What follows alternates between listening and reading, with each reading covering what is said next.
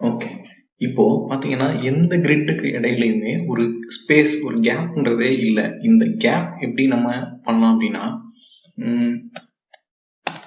Grid காலம் gap அப்படின்னு ஒரு ப்ராப்பர்ட்டி இருக்கும். இந்த கிரிட் காலம் கேப் யூஸ் பண்ணி இப்போ 10 பிக்சல்ஸ் அப்படின்னு கொடுக்குறேன் அப்படின்னா, ஒரு காலம்க்கு இடையில இப்போ நமக்கு ஒரு ஸ்பேஸ் இருக்கும். இதே மாதிரி ரோக்கு நமக்கு ஸ்பேஸ் வேணும் அப்படின்னா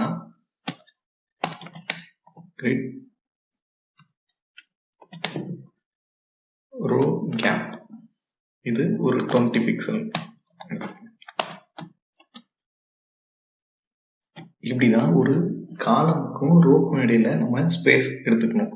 இப்படி இதுக்கு நம்ம கிரிட் காலம் கேப் தனியா, கிரிட் ரோ கேப் தனியா மென்ஷன் பண்றப்பதான் நம்ம கிரிட்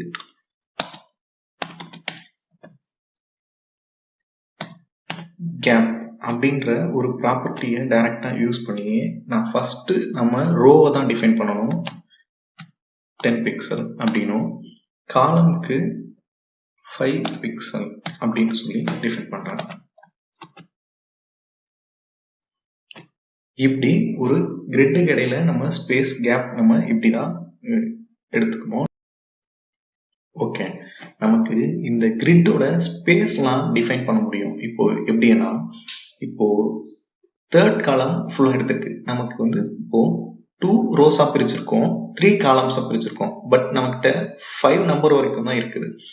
ஸோ 3 காலம்ஸா பிரிச்சிருக்கிறதுனால இன்னொரு காலம் இருந்திருந்தது அப்படின்னா இந்த இடத்துல ஒரு எலமெண்ட் இருந்திருக்கும். பட் இப்போ அன்பார்ச்சுனேட்லி எதுவுமே இல்லை. பட் அப்போ நம்ம 5th எலமெண்ட்டை ரிமைனிங் ஸ்பேசஸ் எல்லாமே ஆக்குபை பண்ண சொல்லணும் அப்படின்னா, இதாவது இது 2, இது 3, இது 4, 2 to 4 இருக்கிற ஸ்பேஸை எடுத்துக்கும் அப்படின்னு சொல்லி காலம் லெவல்ல எடுத்துக்க சொல்லணும். அப்படின்னா கிரிட் காலம் 2/4 அப்படின்னு கொடுக்கற மூலமா இது இந்த ரிமைனிங் 2ல இருந்து 4 வரைக்கும் உள்ள ஸ்பேஸை எடுத்துக்கும். அதே மாதிரி ரோலையும் நம்ம 5th இதுக்கு இந்த 2ல இருந்து அப் டு 4 வரைக்கும் நீ எடுத்துக்கோ அப்படின்னு சொல்லணும். அப்படின்னா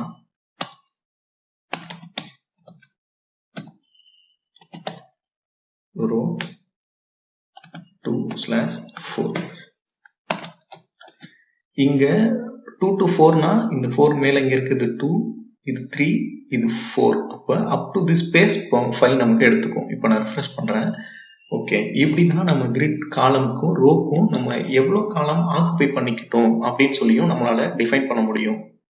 ஓகே, நம்ம இப்போ ஒரு ஜஸ்டிஃபை ஐட்டம்ஸ் அப்படின்ற ஒரு ப்ராப்பர்ட்டிக்கும் அலைன் செல்ஃப் அப்படின்ற ஒரு ப்ராப்பர்ட்டிக்கும் என்ன டிஃபரன்ஸ் அப்படின்றத பார்க்கலாம்.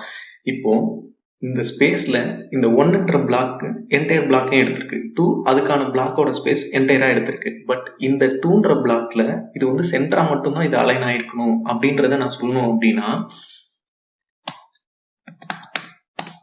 அலைன் செல்ஃப்ல சென்டர் அப்படின்ற டிஃபைன் பண்றேன். அப்படின்னா 2 அதோட பிளாக்ல சென்டரா மட்டும்தான் டிஸ்பிளே ஆயிருக்கும்.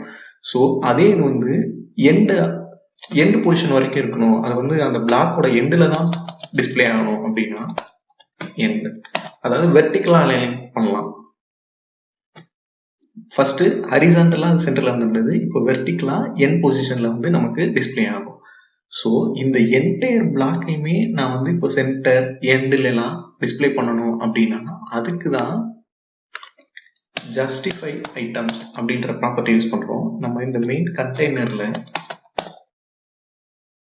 ஜஸ்டிஃபை ஐட்டம்ஸ் யூஸ் பண்ணி சென்டர், இப்போ இந்த ஃபர்ஸ்ட் பிளாக்ல இது வரைக்கும் ஃபர்ஸ்ட் பிளாக்னா அதுல சென்டர்ல இருக்கு, செகண்ட் பிளாக்ல இது சென்டர், இந்த வித்ல இது தேர்ட் சென்டரா இருக்கு. இப்படி நம்மளால இது பண்ண முடியும். அதே மாதிரி இது அந்தந்த பிளாக்ல உள்ள எண்ட்ல போய் தான் அலைன் ஆகணும். அப்படின்னா இப்போ ஃபர்ஸ்ட் பிளாக் இங்கேயும் தேர்ட் பிளாக் அதோட எண்ட்லையும் இந்த மாதிரி நமக்கு அலைன் ஆகும். இதுதான் ஒரு அலைன் ஐட்டம்ஸ்க்கும் ஜஸ்டிஃபை ஐட்டம்ஸ்க்கும் உள்ள டிஃபரன்ஸ்.